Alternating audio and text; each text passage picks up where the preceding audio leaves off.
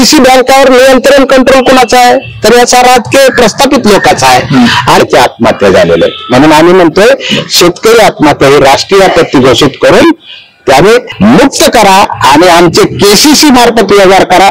इथून पुढे आमचा शेतकरी आणि आयुष्यात तुम्हाला कर्जमाफी मारा. कर्ज होते. कोरोना काळामध्ये किती लोक मारले गेले? कोरोनामध्ये 5 लाख माणसं मेली हा शासनाचा आकडा आहे. अहमदपूर तालुक्यातील शेतकरी सहदेव होनाळे हे मुंबईच्या दिशेने गेलेले होते. मुंबईला त्यांनी नांगर घेऊन शेतकऱ्यांच्या व्यथा मांडण्यासाठी मंत्रालयापर्यंत धडक दिली. काय नेमकं घडलं आणि आता त्यांची मागणी काय, काय त्यांनी शेतकऱ्यांपर्यंत पोहोचवलं? माझ्यासोबत होणारे आहेत. शेतकऱ्यांचे प्रश्न घेऊन गेला होता. समाधानी आहात का? काय म्हणलं सरकार? मी 4 जुलै रोजी मुंबईच्या दिशेने, त्याच्यामध्ये प्रामुख्याने कर्जमुक्ती, त्याच्यानंतर भावांतर योजना, त्याच्यानंतर सोयाबीनची ऑनलाईन हत्या ही राष्ट्रीय आपत्ती घोषित झाली पाहिजे.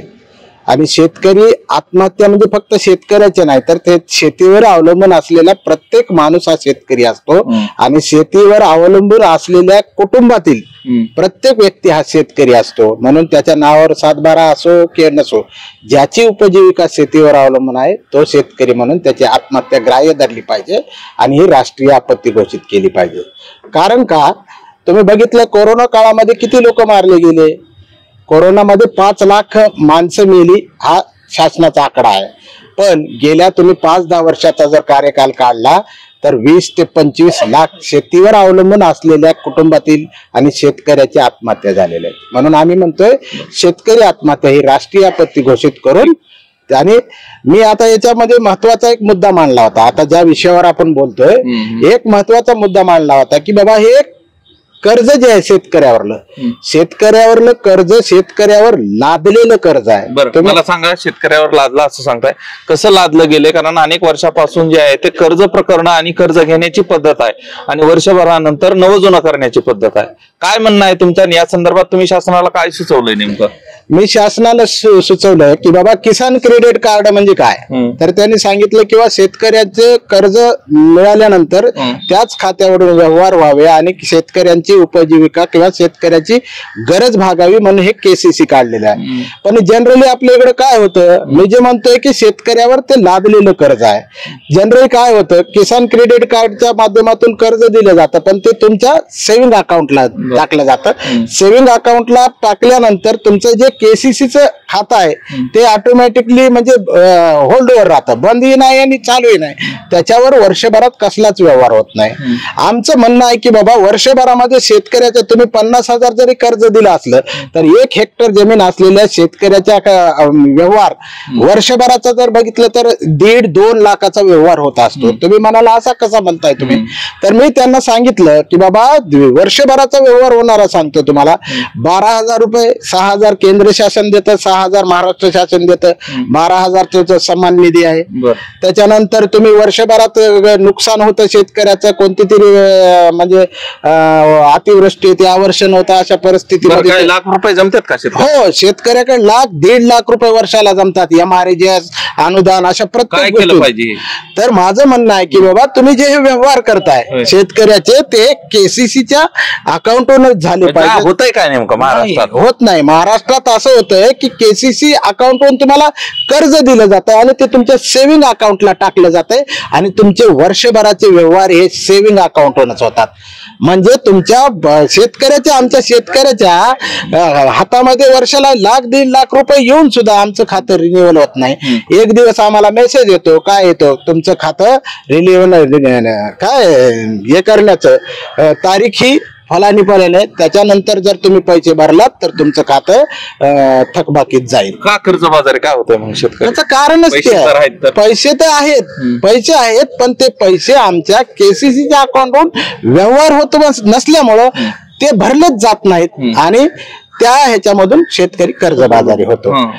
आता याच्या बाबतीत बघितलं तुम्ही, मी तुम्हाला सांगितलं 1-1.5 लाख रुपये शेतकऱ्याच्या खात्यामध्ये वर्षभराचा व्यवहार होतो. तोच व्यवहार जर केसीसीहून झाला तर ते तुमचं आमचं व्यवहार ग्राह्य धरला जाईल ना, आणि ते रिन्युअल ऑटोमॅटिक होऊन जाईल. असं करीत नाही सरकार, तुम्ही सांगितलंय म्हणता, काय झाले त्या अहवालाचं? त्या बाबतीत सचिव स्तरावर चर्चा झाली, त्या ठिकाणी सचिवांनी आम्ही हा अहवाल मंत्रिमंडळाच्या बैठकीत मांडू म्हणले, पण त्याच्यावर अद्यापही काय त्याचं कारण सुद्धा माझ्या लक्षात आलं. ज्या जनरली मराठवाड्यामध्ये सगळ्या व्यवहार जे होतात, आता त्याला अपवाद बीड जिल्हा एक आहे, पण बाकीच्या जिल्ह्यामध्ये सगळे व्यवहार हे डीसीसी बँकेतून होतात. कर्ज प्रकरण सुद्धा डीसीसी बँकेतून होतात.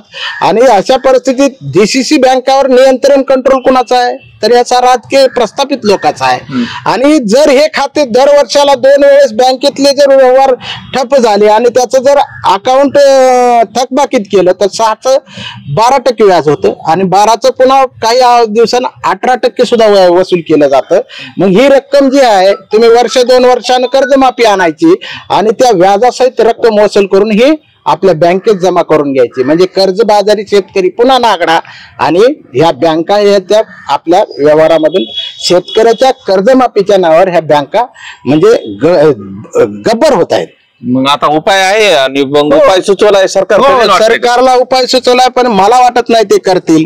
कारण का त्यांच्या म्हणजे तोंडातला हा घास हिरावून घेण्याचा, एखाद्या तोंडातला या ज्या राजकीय प्रस्थापित लोकांच्या तोंडातला घास हिरावून घेतल्यासारखा आहे. कोण घेतो? हो, शेतकरीच हिरावून घेतल्यासारखा आहे ना. जर हा व्यवहार जर आमच्या केसीसी अकाउंटवरून झाला तर आम्ही कर्जबाजारी होणारच नाही, आणि आयुष्यात कर्जमाफी करण्याची वेळच येणार नाही. म्हणून म्हणतोय, आज आमच्यावर जे कर्ज झालंय एकदाच मुक्त करा आणि आमचे केसीसी मार्फत व्यवहार करा. इथून पुढे आमचा शेतकरी आम्ही आयुष्यात तुम्हाला कर्जमाफी मागणार. कर्ज होते शेतकऱ्यांनी आणि थकीत का राहतात मग कर्ज? त्याचं कारणच सांगितलं ना तुम्हाला. ज्या दिवशी आम्हाला मेसेज येतो की बा तुमचं खातं रिन्युअल करून घ्या, त्या दिवशी आमच्या शेतकऱ्याजवळ पैसे नसतात. जनरली मे महिन्यामध्ये 1 रुपया नसतो, त्यावेळेस तुम्हाला सप्टेंबर ऑक्टोबरच्या नंतर सुद्धा तुमच्या शेतकऱ्याजवळ आमच्याजवळ रुपया नसतो, त्यावेळेसच आम्हाला रिन्युअल करायला सांगितलं जातं.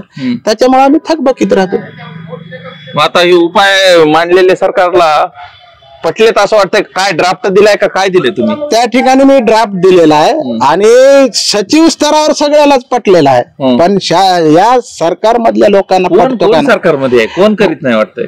कोण करत नाही म्हणजे ज्यांच्या ज्या मोठ्या मोठ्या बँका आहेत, ज्यांच्या बँकेच्या मार्फत कर्ज दिलं जातं ते लोक करत नाहीत. कोण करत नाहीये? आता तुम्ही प्रस्ताव कुणाला दिलाय? बँकावाल्याला दिलाय का? नाही, सरकारला दिलाय. कोण करीत नाही असं वाटतं? आता मी हा प्रस्ताव मी सहकार विभागाकडे दिलेला आहे, सहकार विभागाच्या सचिवांना दिलेला आहे, आणि आता तो मान्य करतील का नाही याच्यावर कोण करायला पाहिजे? आता हे मुख्यमंत्र्यांनी, सहकार मंत्र्यांनी, मंत्रिमंडळातल्या सगळ्या लोकांनी मंजूर करायला पाहिजे. काही तुम्हाला सांगितलं याच्यावर? काही प्रस्तावावर बैठक वगैरे झाली? काही नाही, अद्याप मी 2 वेळेस संपर्क साधला, पण आणखीन याच्यावर बैठक झाली नाही. राज्यामध्ये अनेक शेतकरी आहेत ज्यांच्याकडे अनेक अशा पद्धतीचे सोल्युशन आहेत. अनेक शेतकरी आत्महत्या करतात, आत्महत्या कर्जाचा बोजा होतो, आणि या सगळ्या प्रक्रियेवर कर्ज होऊ नये किंवा कर्जाच्या विळख्यात शेतकऱ्यांना अडकू नये यासाठी जर शेतकऱ्यांनी काही उपाययोजना जर मांडल्या असतील किंवा ड्राफ्ट दिले असतील तर शासन गंभीर्याने घेते का हेही पाहणं महत्वाचं आहे. अहमदपूरचे ते शेतकरी आहेत, त्यांनी ड्राफ्ट दिल्याचं सांगतायत, मात्र सरकार याच्यावर काय भूमिका घेतं हे पाहणं महत्वाचं असणार आहे.